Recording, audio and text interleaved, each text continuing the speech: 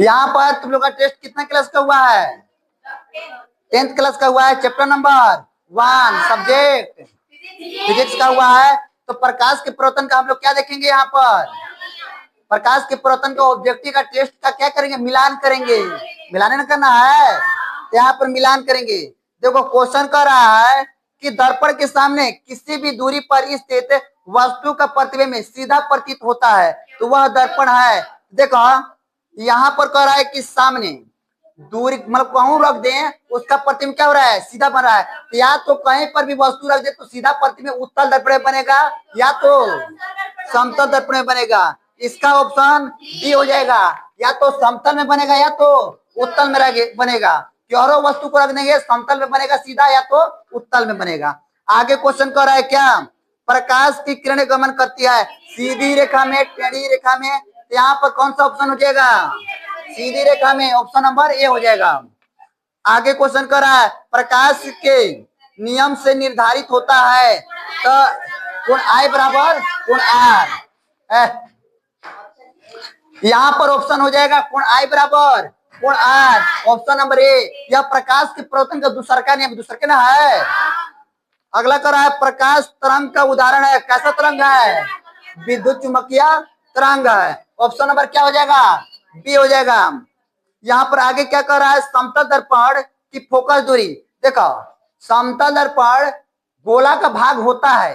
देखा जाए समतल दर्पण को बनाएंगे इस्तेमाल लेते हैं एक छोटा समतल दर्पण है इसको पूरी तरह से मिलाएंगे तो यह गोला का भाग होगा। लेकिन कितना बड़ा गोला का भाग होगा इसका अनुमान हम लोग नहीं लगा सकते। इसीलिए समतल दर्पण का फोकस दूरी और वक्रता त्रिज्या अनंत होता है। तो अनंत होता है तो यहाँ पर समतल दर्पण की फोकस दूरी क्या हो जाएगा? अनंत। ऑप्शन नंबर ए हो जाएगा। अवतल दर्पण के सामने वस्तु को कहाँ रखा जाए? अवतल दर्पण के सामने वस्तु को कहाँ रखा जाए ताकि प्रतिबिंब उल्टा वास्तविक समान आकार का बने? तो हम तुम लोग को बताया है वास्तविक उल्टा समान आकार को बनाने के लिए जहां पर वस्तु को रखेंगे वहीं उसका प्रतिबिंब बनता है। तो वक्रता केंद्र पर रखेंगे तो कहाँ प्रतिबिंब बनेगा? वक्रता केंद्र पर ही बनता है। तो यहाँ पर वक्रता केंद्र हो जाएगा ऑप्शन बोलो। यहाँ पर ऑप्शन नंबर सी हो जाएगा। क्वेश्चन पढ़ते समय तुम लोग अपने कॉपी में इसमें देखो आगे क्या क्वेश्चन कर रहा है कि उत्तल दर्पण द्वारा बना प्रतिबिंब होता है। उत्तल दर्पण द्वारा बना प्रतिबिंब हमेशा काल्पनिक होता है सीधा होता है वस्तु से छोटा होता है। तो ऑप्शन के माध्यम से क्या हो जाएगा? सीधा सीधा तो बनबे करेगा। हासित हासित का मतलब वस्तु से छोटा बनेगा। हासित करने का मतलब ऑप्शन यहाँ पर वस्तु से छोटा बनेगा। ऑप्शन नंबर सी हो जाएगा। दर्पण सूत्र तो सबको याद है 1/a बराबर 1/b प्लस 1/u। इसी को ऑप्शन में उल्टा कर दिया है तो ऑप्शन नंबर ए हो जाएगा। इसी को उल्टा कर दे दिया है ना तो घबराने की कोई बात नहीं है। किसी कार्य के अग्रदीप में प्रयुक्त दर्पण जो आगे का गाड़ी के हेडलाइट जो होता है उसमें कौन सा दर्पण का प्रयोग किया जाता है? अवतल ना।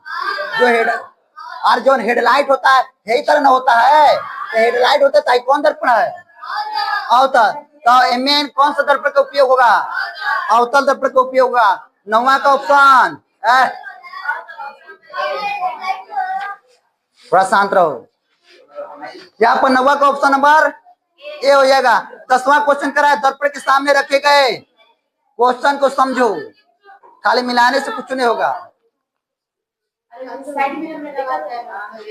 गाड़ी के हेडलाइट कह रहा है गाड़ी के साइड मिरर में उत्तर दर्पण का प्रयोग करते हैं। गाड़ी के यहाँ पर हेडलाइट का प्रयोग कर रहा है हाँ तो उसमें अवतल दर्पण का ना प्रयोग करेंगे। क्वेश्चन पढ़ रहा है तो यहाँ पर तुम लोग देखो क्वेश्चन को। क्वेश्चन नंबर 10वां में कह रहा है दर्पण के सामने रखे गए बिंब की दूरी हमेशा होता है। तो जो दर्पण रखते हैं दर्पण के सामने बिंब मतलब वस्तु को रखेंगे तो हमेशा क्या बनेगा? वो हमेशा उसका दूरी ऋणात्मक होगा क्योंकि जो दर्पण है दर्पण की दूरी हमेशा क्या होता है? बाएं तरफ होता है। तो इसीलिए यहाँ पर बिंब दूरी क्या हो जाएगा? ऋणात्मक हो जाएगा। बिंब दूरी को यहाँ पर माइनस मिलेंगे। आगे क्वेश्चन कर रहा है, यदि किसी बिंब के प्रतिबिंब का आवर्धन ऋणात्मक है, यानी वस्तु है और ओकर प्रतिबिंब क्या है, ऋणात्मक है, तो वह कौन सा दर्पण है। देखो, उत्तल दर्पण में तो हमेशा सीधा प्रतिबिंब बनता है, तो सीधा प्रतिबिंब बनता है तो एक आवर्धन प्लस में होगा। समतल दर्पण में सीधा हमेशा प्रतिबिंब बनता है तो एक आवर्धन क्या होगा, प्लस में होगा। लेकिन यहाँ पर अवतल दर्पण में सीधो प्रतिबिंब बनता है, उल्टो प्रतिबिंब बनता है। जब उल्टा बनेगा तो इसका आवर्धन क्या होगा, माइनस में होगा। यहाँ पर दर्पण कौन सा हो जाएगा, अवतल हो जाएगा। ऑप्शन नंबर ए हो जाएगा। आगे कह रहा है कि कौन सा 12, किस दर्पण की फोकस दूरी धनात्मक होती है। देखो, किस दर्पण की फोकस दूरी धनात्मक होती है। उत्तल दर्पण का फोकस दूरी हमेशा धनात्मक होता है, अवतल दर्पण का फोकस दूरी हमेशा ऋणात्मक होता है। तो यहाँ पर ऑप्शन नंबर बी हो जाएगा। आगे चलेंगे, आगे क्या आगे दिया है, उत्तल दर्पण की फोकस दूरी क्या होगा जिसका वक्रता त्रिज्या 40 दिया है। तो हम लोग को पता है, सूत्र पता है तुम लोग को, ए बराबर आर बाई तो आर का मान दिया है 40, बटा में 2 कितना हो जाएगा 20 सेंटीमीटर। तो यहाँ पर 13 का हो जाएगा 20 सेंटीमीटर। उत्तल दर्पण है तब फोकस दूरी धनात्मक, तब प्लस 20 सेंटीमीटर होगा। ऑप्शन नंबर ए हो जाएगा। आगे कर रहा है, हजामत के रूप में, हजामत के लिए किस दर्पण का उपयोग करते हैं। दाढ़ी उड़ी बनाने में अवतल दर्पण का प्रयोग कर लेते हैं। 14 का ए हो जाएगा, 14 का ए हो जाएगा। काल्पनिक प्रतिबिंब दर्पण में कहाँ बनता है। देखो, वास्तविक प्रतिबिंब दर्पण के आगे बनता है, काल्पनिक प्रतिबिंब दर्पण के पीछे बनता है। तो यहाँ पर 15 का ऑप्शन नंबर कौन सा हो जाएगा, ऑप्शन नंबर ए, दर्पण के पीछे हो जाएगा। दर्पण के ध्रुव और वक्रता केंद्र से होकर गुजरने वाली सीधी रेखा। देखो, कौन दर्पण है, इसका ध्रुव और वक्रता केंद्र से होकर गुजरने वाली सीधी रेखा को मुख्य अक्ष कहते हैं। यहाँ पर 16 का ऑप्शन नंबर हो जाएगा, सी हो जाएगा, सी हो जाएगा। 17 का कह रहा है, गोलीय दर्पण के फोकसांतर एवं वक्रता त्रिज्या के बीच संबंध ए बराबर आर बाई 2 होता है। लेकिन इसमें देखेंगे ये चीज नहीं दिया, इसको लिख सकते हैं आर बराबर 2f, आर बराबर 2f लिख सकते हैं। तो ये ऑप्शन कौन में है, ए में है, आर बराबर 2f, ऑप्शन नंबर ए हो जाएगा। 18 का चलेंगे, तो किस दर्पण द्वारा वस्तु का प्रतिबिंब सदैव सीधा होता है। बताओ, तुम लोग को बताया है, कौन दर्पण में वस्तु का प्रतिबिंब हमेशा सीधा बनता है। तो समतल दर्पण में बन जाएगा, और कौन में बनेगा, उत्तल में ना। अरे सीधा प्रतिबिंब उत्तल में बनेगा या तो समतल बनेगा। तो यहाँ पर ऑप्शन नंबर क्या हो जाएगा 18 का, उत्तल और समतल दोनों हो जाएगा। ऑप्शन नंबर बी हो जाएगा। लाइट आ गया ना। देखो, किस दर्पण में प्रकाश के परिवर्तन के नियम का पालन अच्छा से होता है। देखा जाए तो समतल दर्पण में प्रकाश के परिवर्तन के नियम का पालन बहुत ही अच्छा तरह से करता है। नहीं, उत्तलो दर्पण में होता है, यहाँ पर अवतलो दर्पण में होता है, लेकिन सबसे अच्छा प्रकाश के परिवर्तन के नियम का पालन कौन करता है, समतल दर्पण करता है। ऑप्शन कौन सा हो जाएगा, 19 का सी हो जाएगा। 20 क्वेश्चन क्या कह रहा है, 20 तुम लोग यहाँ पर कट गया क्वेश्चन। 20 क्वेश्चन में क्या था, प्रकाश है।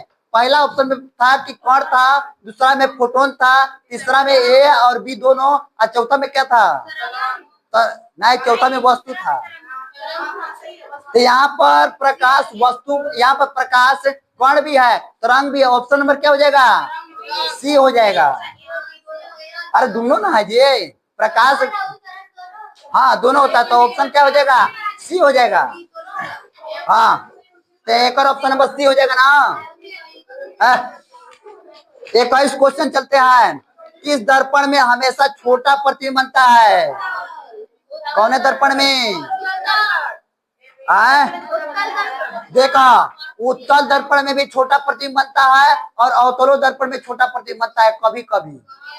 तो यहाँ पर छोटा, देखा सीधा और छोटा लिखा होता तो उत्तल दर्पण लिख देते हैं, लेकिन यहाँ पर कह रहा है किस दर्पण में, अच्छा हमेशा कह रहा है, हाँ ठीक है, किस दर्पण में हमेशा छोटा प्रतिबिंब बनता है, उत्तल दर्पण हो जाएगा। अगर हमेशा नहीं दे रहा था, खाली पूछ देता है किस दर्पण में छोटा प्रतिबिंब बनता है, तो उत्तलो दर्पण हो जाएगा और अवतलो दर्पण हो जाएगा, दोनों हो जाएगा। तो यहाँ पर हमेशा का जब बात कह दिया तो केवल क्या लिखेंगे, उत्तल दर्पण लिखेंगे।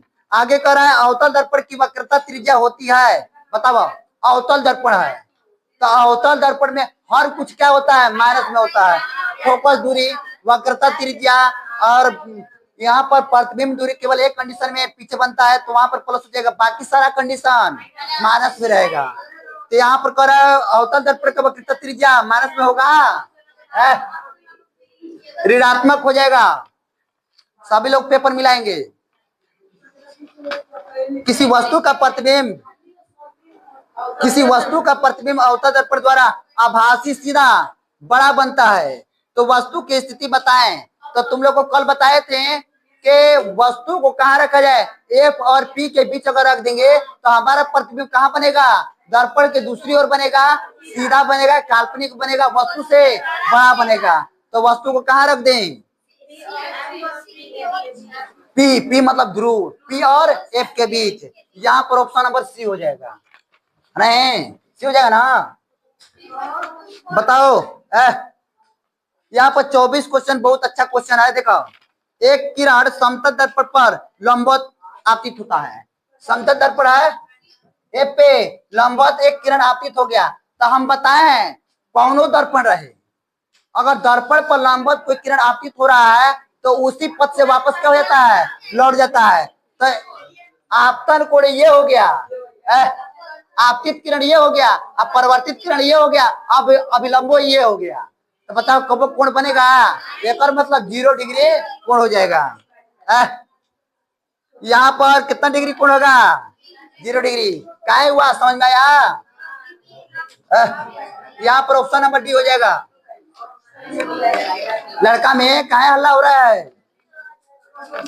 आगे क्वेश्चन कर रहा है, अभिसारी किरण पुंज समतल दर्पण पर आपतित होती है तो परावर्तित किरण पुंज होगा। देखो बहुत अच्छा से समझना।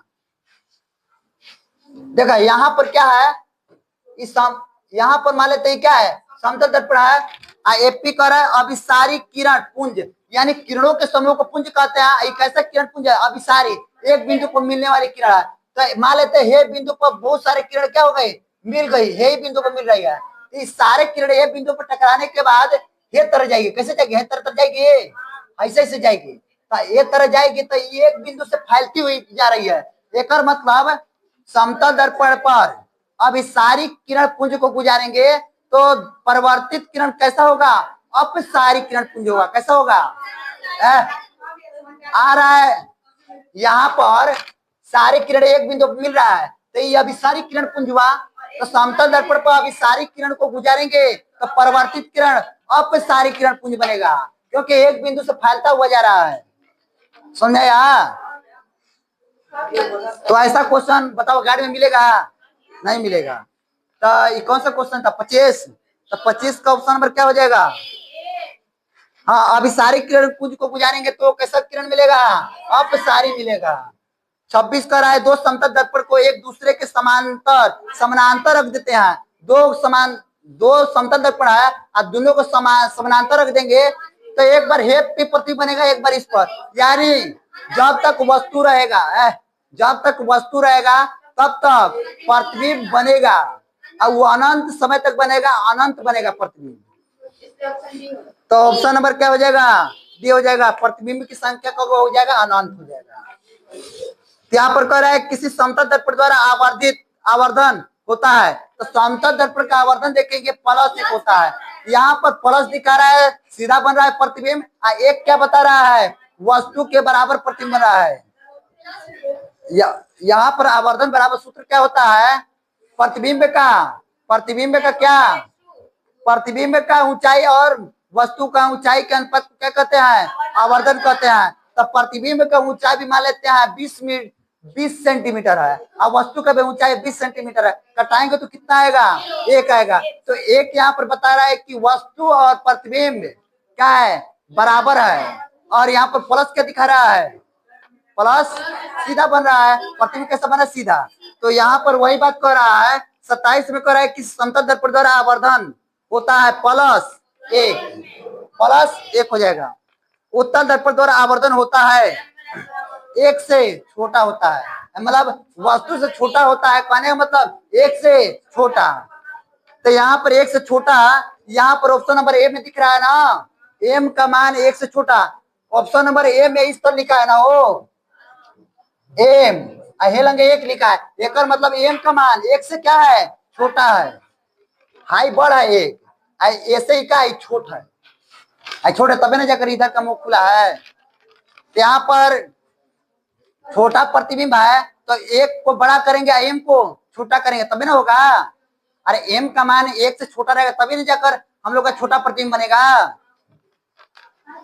आगे क्वेश्चन 29, उत्तल दर्पण के आवर्धन की प्रकृति क्या होती है? उत्तल दर्पण का आवर्धन, आवर्धन का मतलब है, यहाँ पर उत्तल दर्पण का आवर्धन होता है जब सीधा प्रतिबिंब बने तो आवर्धन प्लस में होता है, और जब उल्टा प्रतिबिंब बने तो आवर्धन माइनस में होता है। तो यहाँ पर कह रहा है उत्तल दर्पण के आवर्धन की प्रकृति कैसी होती है? यहाँ पर सीधा प्रतिबिंब बनता है, एक मतलब आवर्धन क्या होगा, धनात्मक होगा। तो ऑप्शन नंबर ए हो जाएगा ना, उत्तल दर्पण में कहा दोनों होगा। वस्तु का ऊंचाई h1 दिया है, अब प्रतिबिंब का ऊंचाई है, प्रतिबिंब का ऊंचाई h2 दिया है, आवर्धन सूत्र कर रहा है तो h2 बटा में h1, m बराबर h2 बटा में h1, ऑप्शन नंबर बी। अरे यहाँ पर पहले प्रतिबिंब का ऊंचाई लिखते हैं तब जाकर वस्तु का ऊंचाई लिखते हैं। तो यहाँ पर प्रतिबिंब का ऊंचाई h2 है और वस्तु की ऊंचाई h1 है, तो प्रतिबिंब का ऊंचाई बटा में वस्तु का ऊंचाई, यानी m बराबर h2 बटा में h1, बस। आगे देखो, अवतल दर्पण का आवर्धन कौन है? अवतल दर्पण का आवर्धन कौन हो सकता है? देखो पहले तुम लोग आवर्धन का मतलब समझ में करता है, क्या होता है कि वस्तु छोटा बन रहा है, मतलब छोटा बन रहा है, बड़ा बन रहा है, कि वस्तु के बराबर बन रहा है, ये नहीं बताता है, और सीधा उल्टा को भी बता देता है। यहाँ पर अवतल दर्पण में देखा जाए तो प्रतिबिंब सीधा भी बनता है, वस्तु से छोटा भी बनता है, कभी कभी वस्तु से बड़ा भी बनता है, यानी हर कंडीशन किसमें देखने को मिलेगा? अवतल दर्पण मिलेगा। तो यहाँ पर m का मान एक से बड़ा भी होगा, एक से छोटा भी होगा और एक से बराबर भी होगा, इसलिए ऑप्शन नंबर डी हो जाएगा। बहुत लोग इसमें क्या मारा होगा? ऑप्शन नंबर बी मारा होगा कि एक से बड़ा होगा, लेकिन एक से बड़ा होता है लेकिन इसके अलावा भी कुछ होता है। देखो आगे कर रहा है 20 सेंटीमीटर फोकस के अवतल दर्पण की वक्रता त्रिज्या होगी। पहले ये बताओ कि अवतल दर्पण में फोकस माइनस में होता है कि प्लस में? माइनस में होता है, तो चिन्ह कैसा आना चाहिए? माइनस में आना चाहिए। फोकस दूरी दिया है, वक्रता त्रिज्या निकालना है, तो फोकस दूरी के दुगना होता है क्या? वक्रता त्रिज्या। तो 20 सेंटीमीटर दिया है फोकस दूरी, तो वक्रता त्रिज्या 40 सेंटीमीटर होगा, लेकिन माइनस में होगा। ऑप्शन नंबर बी हो जाएगा।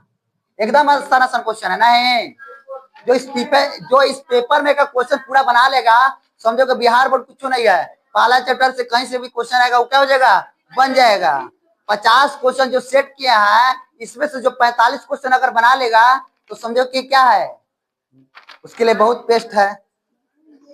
तो यहाँ पर चलते हैं कौन सा क्वेश्चन 33, समतल दर्पण में वस्तु का पूरा प्रतिबिंब बनाने के लिए दर्पण की लंबाई वस्तु की अपेक्षा होनी चाहिए। मतलब समतल दर्पण है और उस समतल दर्पण में अपना ऊपर से लेकर नीचे तक पूरा प्रतिबिंब बनाना उस समतल दर्पण में, तो उस दर्पण का आकार कितना होना चाहिए?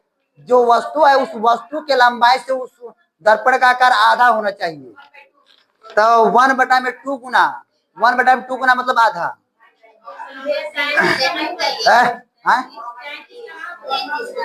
अच्छा बता देते हैं, ठीक है। अच्छा यहाँ पर 34 का हो जाएगा क्या? 1/2 सी हो जाएगा। यहाँ पर 33 क्वेश्चन छूट गया था लड़का में, 33 क्वेश्चन छूटा हुआ था। कह रहा है क्वेश्चन, आंख, नाक, गला और दांत के चिकित्सक उपयोग में लाया जाने वाला दर्पण, यानी ये सब देखा छोटा छोटा चीज को देखने वाला ये सब काम है। तो इस छोटे चीज को बड़ा कर कौन दिखाता है? अवतल दर्पण दिखाता है। तब बताओ इस सारे चीज को देखने में किसका उपयोग करेगा डॉक्टर? अवतल दर्पण का उपयोग करेगा। यहाँ पर ऑप्शन हो जाएगा बी, 33 का बी हो जाएगा। आगे चलते हैं 35 क्वेश्चन, 34 हो गया है। 35 क्वेश्चन कर रहा है 10 सेंटीमीटर के फोकस दूरी के अवतल दर्पण द्वारा बना प्रतिबिंब आवर्धन धनात्मक है तो वस्तु दूरी होगा। देखा कर रहा है कि 10 सेंटीमीटर के फोकस दूरी के अवतल दर्पण द्वारा बना प्रतिबिंब आवर्धन धनात्मक है। आवर्धन धनात्मक कहने का मतलब काल्पनिक सीधा प्रतिबिंब बन रहा है। तो अवतल दर्पण में केवल एक ही कंडीशन में काल्पनिक सीधा प्रतिबिंब बनता है। वह कौन सा कंडीशन है? जब वस्तु P और F के बीच रहे, P और F के बीच रहे। तो यहाँ पर 10 सेंटीमीटर का फोकस है। यहाँ पर समझना एक क्या है? अवतल दर्पण है। एक अवतल दर्पण मान लेते F है, आई P और F के बीच फोकस दूरी किसी को व्यक्त करते हैं? P और F के बीच की दूरी को फोकस दूरी कहते हैं। यहाँ पर 10 सेंटीमीटर लिखा है, आवर्धन धनात्मक है। एक मतलब वस्तु दूरी निकालना है तो वस्तु को हम एक बीच में क्यों रखेंगे तब लेकर इसका प्रतिबिंब काल्पनिक सीधा बनेगा। काल्पनिक सीधा इसका बीच एक बीच रखेंगे तब ना बनेगा। एक मतलब वस्तु दूरी यहाँ पर 10 सेंटीमीटर यानी फोकस दूरी से क्या रहना चाहिए? कम रहना चाहिए, तब नहीं जाकर यहाँ पर वस्तु को रखाएगा। तो बताओ यहाँ पर ऑप्शन क्या हो जाएगा? यहाँ पर ऑप्शन 35 का क्या हो जाएगा? बी हो जाएगा, 10 सेंटीमीटर से कम ना, ये ना होगा। तो ऑप्शन नंबर यहाँ पर बी हो जाएगा। 36 कह रहा है एक, यह भी अच्छा क्वेश्चन है, एक समझिए। देखा एक अवतल दर्पण के प्रधान अक्ष पर चलती चींटी का प्रतिबिंब बढ़ता ही जाता है। क्या हो रहा है? वो चींटियां चल रही कहाँ? प्रधान अक्ष पर चल रही है और प्रतिबिंब क्या हो रहा है? बढ़ता ही जा रहा है। तो बढ़ता जा रहा है और आगे क्या कह रहा है? हाँ, तो चींटी का गति होगा कौन ही दिशा में चींटी गति कर रहा है, ये ना निकलना है 36 क्वेश्चन में। तो चींटी का गति कहाँ होगा? तो यह कह रहा है, देखो कैसे होगा। देखो जब वस्तु को हम सी से अगर हे साइड रखेंगे, नहीं एफ से अगर हे साइड दूरी बढ़ाते जाएंगे तो वस्तु का प्रतिबिंब कैसा होते जाएगा? यह छोटा बनते जाएगा। अनंत से आप अगर एफ पर आएंगे, देखो अनंत पर वस्तु को रखेंगे तो एक प्रतिबिंब एफ पर बनेगा, बहुत छोटा बनेगा। उसके थोड़ा और आगे करेंगे तो और बड़ा प्रतिबिंब बनेगा, अगर आगे और करेंगे तो और बड़ा प्रतिबिंब बनेगा। एफ पर आते सबसे बड़ा प्रतिबिंब बनेगा और अनंत पर प्रतिबिंब बनेगा। एक और मतलब चींटी अनंत से एफ की ओर आ रही है, लेकिन एक कंडीशन और भी बन सकता है, अगर वस्तु पी से एफ की ओर आएगी तब वो बड़ा प्रतिबिंब बनेगा। पी से एफ की ओर आएगी तो बड़ा प्रतिबिंब बनेगा लेकिन सीधा बनेगा, और अनंत से एफ की ओर आएगी तो बड़ा बनेगा लेकिन उल्टा बनेगा। यहाँ पर कंडीशन कौन सा है? यहाँ पर ऑप्शन कौन सा हो जाएगा? कह रहा है कि पी से एफ की ओर, सही बात है। देखा पी से एफ की ओर जाएगा तो बड़ा बनेगा लेकिन सीधा बनेगा ना, पहला ऑप्शन सही है। दूसरा ऑप्शन कह रहा है कि एफ से अनंत की ओर, एफ से अनंत की ओर नहीं, अनंत से एफ की ओर। कहीं के अनंत पर वस्तु रखेंगे तो यहाँ पर छोटा प्रतिबिंब बनेगा एफ पर, और अनंत से धीरे धीरे आएंगे तो बड़ा प्रतिबिंब होते जाएगा। यानी दो कंडीशन बनेगा, एक कंडीशन हो जाएगा कि वस्तु पी से एफ की ओर जाएगा तो चींटी का बड़ा प्रतिबिंब बनेगा लेकिन सीधा बनेगा। दूसरा कंडीशन क्या हो जाएगा? जब वस्तु अनंत से एफ की ओर आएगा तब वो बड़ा प्रतिबिंब बनेगा। तो यहाँ पर ऑप्शन नंबर बी और ए दोनों हो जाएगा। अनंत से एफ की ओर, हाँ ए ऑप्शन और सी ऑप्शन दोनों होगा, और ए होगा सी होगा। देखो जो ऑप्शन ए मारा है वह भी सही है, जो ऑप्शन सी मारा है वह भी सही है। काहे कि डी ऑप्शन में ये लिखा है कि ऑप्शन नंबर बी और ए, तो यहाँ पर बी, यह तो गलती है। ऑप्शन नंबर लिखा होता ए और सी तो सही होता, तो यहाँ पर ए और सी दोनों में से कौन कोई मारा है वो सही है। कैसे सही है? तुम लोग बताया है कि पी से एफ की ओर आएगा तब वो वस्तु का प्रतिबिंब बढ़ेगा, और अनंत से एफ की ओर आएगा तब वो प्रतिबिंब बढ़ेगा। 36 का ऑप्शन नंबर ए 80। थोड़ा शांत रहो, अब हो गया है। दर्पण का फोकस दूरी प्लस 20 सेंटीमीटर है तो यह कौन सा दर्पण होगा? तो +20 प्लस कमी रहता है उत्तल दर्पण में। तो यहाँ पर बताओ, यहाँ पर +20 है, तो यहाँ पर कौन सा दर्पण पूछा है? उत्तल दर्पण हो जाएगा, ऑप्शन नंबर ए हो जाएगा। 38 करा है, किस दर्पण द्वारा वस्तु का प्रतिबिंब आभासी सीधा बनता है? देखा, वस्तु का प्रतिबिंब आभासी सीधा करा है तो समतल दर्पण में तो बनबे करेगा सीधा, उत्तल दर्पण में बनेगा, लेकिन अवतल दर्पण में एक कंडीशन है कि वहां पर भी सीधा प्रतिबिंब बनता है। तो तीनों दर्पण में सीधा प्रतिबिंब बनेगा। हमेशा का बात यहाँ पर नहीं कहा है कि किस दर्पण में सीधा प्रतिबिंब बनेगा, तो यहाँ पर तीनों प्रतिबिंब हो जाएगा। अवतल दर्पण को और किस नाम से जानते हैं? अवतल दर्पण का गुण क्या होता है? सभी किरणों को एक बिंदु पर मिला देता है, वह बिंदु एक होता है। एक मतलब सभी किरणों को एक बिंदु मिला रहा है तो अभिसारी, सभी किरण एक बिंदु मिल रही, इसलिए इस दर्पण को क्या कहते हैं? अभिसारी दर्पण। ऑप्शन नंबर बी हो जाएगा। कार के हेडलाइट, समझा? ये 2 बार आ गया क्वेश्चन, कोई बात नहीं है, 2 बार आ गया क्वेश्चन। कार के हेडलाइट में किस दर्पण का उपयोग करते हैं? अवतल। शांत रहो, आज चुप रहो। किस दर्पण में हमेशा छोटा प्रतिबिंब बनता है? बताओ, हमेशा छोटा, उत्तल दर्पण में। तो किस दर्पण में छोटा प्रतिबिंब बनेगा? उत्तल दर्पण में, ऑप्शन नंबर ए। आगे क्या कह रहा है? आगे कह रहा है कि अवतल दर्पण में, अवतल दर्पण के सामने वस्तु को कहाँ रखे कि प्रतिबिंब वास्तविक उल्टा बराबर बने?